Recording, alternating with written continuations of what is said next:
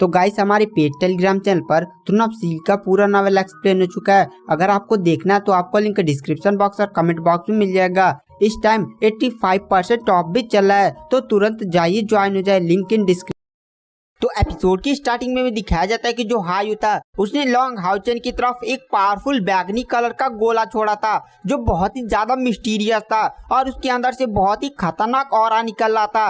और वह जैसे ही गोला लॉन्ग हाउचेन की बॉडी से टकराता है, लॉन्ग हाउचेन की बॉडी से और भी तेज, बहुत ही तेज बैगनी कलर का प्रकाश निकलने लगता है। लॉन्ग हाउचेन के माथे पर जो हायू का निशान था वो बहुत ही स्पीड के साथ ग्लो करना स्टार्ट कर देता है और अचानक से लॉन्ग हाउचेन की स्पिरिचुअल एनर्जी में बहुत ही तेज बढ़ोतरी होना स्टार्ट हो जाता है।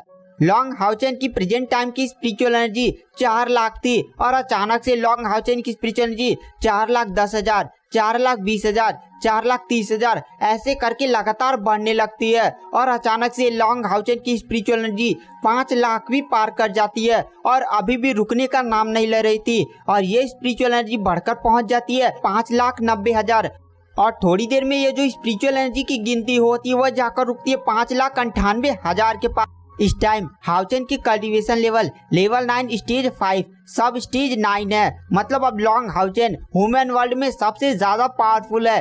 अब लॉन्ग हाउचेन पूरे नाइट टेम्पल और पूरे हर एक टेम्पल में सबसे ज्यादा पावरफुल बंदा बन चुका है। लॉन्ग हाउचेन की आंखें भी अभी बंद ही होती हैं। उसके बाद हमें दिखाया जाता है जो लॉन्ग हाउचेन की टीम होती है वो एकदम राहत भरी सांस लेती है। तभी लिलिन बोलता है बहुत ही बढ़िया। अब हायू को देखकर ऐसा लगता है कि जैसे वह हाउचेन के कंट्रोल में है और वह कुछ भी नहीं भूला है। अब यहाँ पर थोड़ी सी मुझे दिल में शांति मिली और वहाँ पर लॉन्ग हाउचेन की टीम भी हाँ में सीरी लाती है। उसके बाद हमें दिखाया जाता है अचानक से जो हायू होता है वह हिलता है और वहाँ पर जो हायू होता है वो अचानक से गायब हो जाता है। लॉन्ग हाउचेन की टीम कहती है अरे ये हायू कहाँ गया। उसके बाद हमें दिखाया जाता है हायू लगभग 1000 मीटर दूर एकदम प्रकट होता है। वहाँ पर लिलिन कहता है अरे हायू की टेलीपोर्टेशन पावर इतनी ज्यादा तेज कि वो एक झटके में एक ही पल बीता होगा 1000 मीटर दूर चला गया। उसके बाद हमें दिखाया जाता है हायू कहीं और टेलीपोर्ट नहीं हुआ था बल्कि स्केलेटन किंग और वीच किंग के पास टेलीपोर्ट हुआ था। स्केलेटन किंग और वीच किंग कहीं गए नहीं थे बल्कि वहीं पर वो लोग छुपकर एकदम मौके की तलाश कर रहे थे कि कब उन्हें मौका मिले और वह हायू के इवोल्यूशन में बाधा डाल दे।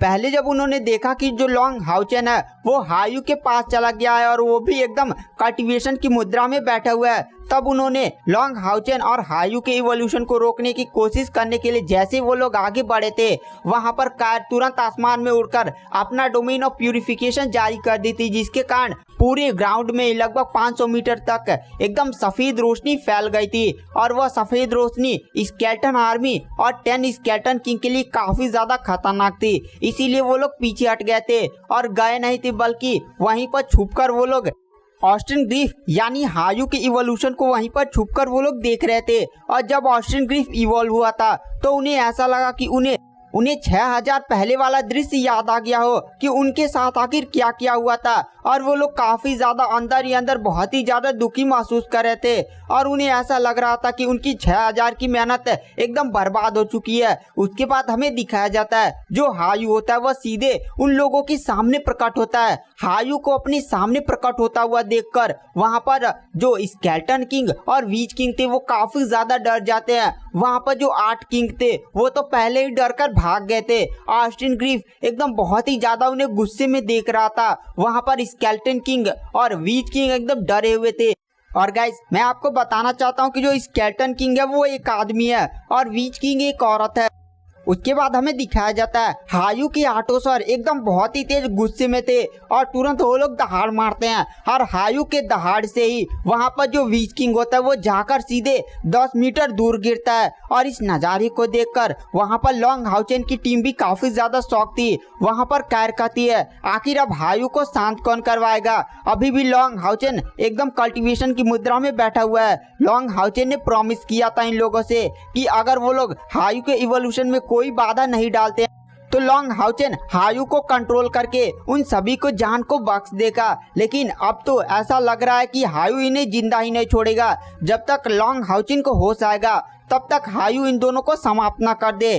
तभी हमें दिखाया जाता है जो स्केलेटन किंग होता है वह बोन ड्रैगन किंग को समन करता है, और वहाँ पर जो बोन ड्रैगन किंग होता है वह स्केलेटन किंग का बेस्ट पार्टनर था। वहाँ पर तुरंत स्केलेटन किंग और बोन ड्रैगन किंग अपना सबसे पावरफुल अटैक हायू पर करते हैं, लेकिन हायू अपनी आठों सर की पावर का उपयोग करते हुए उस अटैक को बहुत ही आसानी से रोक देता है और फिर से अपनी पूंछ से सीधे स्केलेटन किंग पर अटैक करता है। स्केलेटन किंग जाकर दूर गिरता है। हायू की आंखों में एकदम लाल लाल गुस्सा भरा हुआ था। हायू तुरंत एक खतरनाक अटैक, जो ये अटैक मेनली उसके 7वें और 8वें सिर ही परफॉर्म कर रहे थे, और हायू का 7वां और 8वां सिर जैसे ये अटैक परफॉर्म करना स्टार्ट कर देते हैं, आसमान में एक चमचमाता हुआ गोला दिखाई देता है जो बहुत ही ज्यादा खतरनाक था। और यह अटैक इतना ज्यादा भयानक था कि वहाँ पर आसपास की हवाएं भी कांप जाती हैं। उसके बाद हायू तुरंत यह अटैक सीधे उस स्केलेटन किंग और वीच किंग की तरफ फायर कर देता है।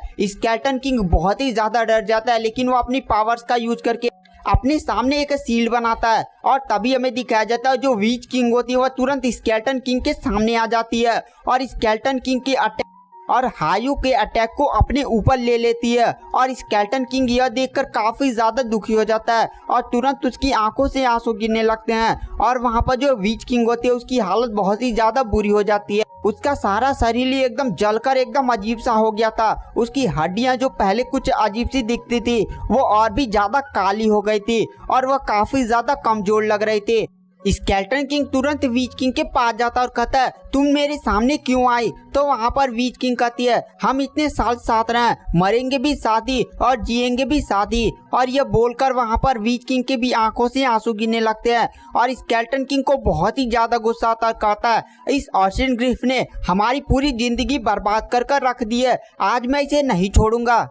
और वहाँ पर स्केलेटन किंग जब ये देखता है तो उसे और भी ज्यादा गुस्सा आ जाता है और गुस्से में ही वो अपना सबसे खतरनाक और अपने आप को एकदम बलिदान करके अटैक को परफॉर्म करने वाला था। और हायू भी अपना सबसे खतरनाक अटैक परफॉर्म करने वाला था। और तभी हमें दिखाया जाता है एक चमचमाते हुई आकृति सीधे हायू और स्केलेटन किंग के बीच में आ जाती है, और वह चमचमाती हुई आकृति और कोई नहीं बल्कि लॉन्ग हाउचेन था। लॉन्ग हाउचेन तुरंत हायू की तरफ देखता और कहता हायू शांत हो जाओ। और हायू जैसे ही लॉन्ग हाउचेन को बीच में आता हुआ देखता है वह तुरंत अपने आप को शांत करता है, लेकिन उसकी आंखों में भी अभी भी गुस्सा दिखाई दे रहा था। वहाँ पर लॉन्ग हाउचेन स्केलेटन किंग की तरफ मुड़ता है और कहता है मुझे माफ कर दीजिए, मैं थोड़ा सा लेट हो गया। वहाँ पर जो स्केलेटन किंग होता है वो लॉन्ग हाउचेन को जैसे उसके और हायू के बीच में आता हुआ देखता है वह शौक में कहता है क्या इस लड़के ने सच में अपने प्रॉमिस का मान रखा? क्या एकदम ये ऑस्टिन ग्रिफ की तरह नहीं है? उसके बाद हमें दिखाया जाता है जो लॉन्ग हाउचेन होता है वो हायू के पास जाता और कहता है हायू अपना सारा गुस्सा थूक दो, तुम इन्हें जाने दो। हायू तो पहले कुछ नानुकुर करता है, लेकिन हायू की आंखों में बहुत ही ज्यादा गुस्सा दिखाई दे रहा था। वहाँ पर जो लॉन्ग हाउचेन होता है वो हायू से कहता है कि अगर तुम इन स्केलेटन किंग और बाकी स्केलेटन आर्मी को मारने की कोशिश करते हो तो पहले तुम्हें मुझे मारना होगा। और यह बात सुनकर जो हायू होता है वो शांत हो जाता है। लॉन्ग हाउचेन तुरंत स्केलेटन किंग के पास जाता और कहता है मेरी वजह से जो आपको परेशानियां हुई हैं उसके लिए मैं आपसे माफी चाहता हूं, और मैं चाहता हूं कि आप हायू ने जो भी कुछ किया है वो भूल जाएं। तो वहां पर स्केलेटन किंग का